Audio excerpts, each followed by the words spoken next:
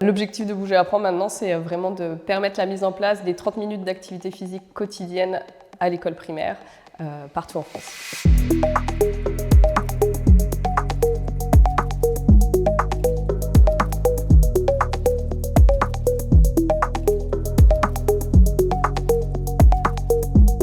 Eh bien, bonjour, je m'appelle Mégane Boixière-Marconnet et je suis la fondatrice et la directrice de Bouger Apprend. Moi, mon parcours a été plutôt dans les neurosciences, puis après en recherche clinique en chirurgie bariatrique, donc la chirurgie de l'obésité. Et puis parallèlement, je suis aussi enseignante de boxe française au sein de mon club à Montpellier et j'enseigne principalement aux enfants. Pourquoi je vous dis tout ça? Parce qu'en fait, Bouger Apprend émane un petit peu de toutes ces casquettes professionnelles. J'ai créé Bouger Apprend pour différentes raisons, à la fois pour pallier à l'augmentation de la sédentarité et de l'inactivité physique et pour offrir une alternative d'apprentissage aux enfants qui auraient physiologiquement besoin de bouger pour apprendre. On a développé 3 outils complémentaires et clés en main à destination des professeurs des écoles qui leur permettent à la fois via notre plateforme numérique de trouver une activité physique en recherchant une compétence scolaire. Aujourd'hui, on a déployé la solution dans 70 écoles de l'Hérault en partenariat avec la DRAN de l'Hérault, donc c'est la Direction de Région Académique du Numérique pour l'Éducation, qui est notre premier partenaire depuis le démarrage, avec qui on a co-construit la solution avec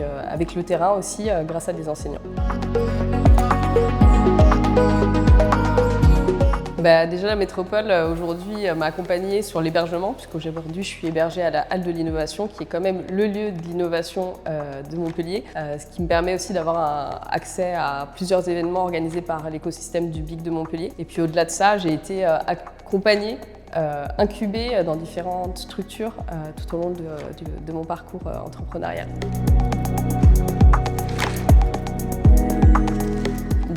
Le premier et peut-être le meilleur conseil à dire aux nouveaux entrepreneurs, c'est de se faire accompagner. L'entrepreneuriat, je ne suis pas la première à le dire, mais c'est un marathon. Et quand on est bien accompagné, c'est vachement plus facile d'arriver jusqu'à la ligne d'arrivée. Il y a l'accompagnement à la fois sur la structuration du projet, puisqu'en fait on a plusieurs casquettes, mais il y a aussi l'accompagnement sur la structuration de la stratégie financière. Aujourd'hui, on a accès quand même à beaucoup d'aides financières et c'est important de les actionner au bon moment. Et ça aussi, je conseillerais à tous les nouveaux entrepreneurs de se faire accompagner sur la stratégie financière.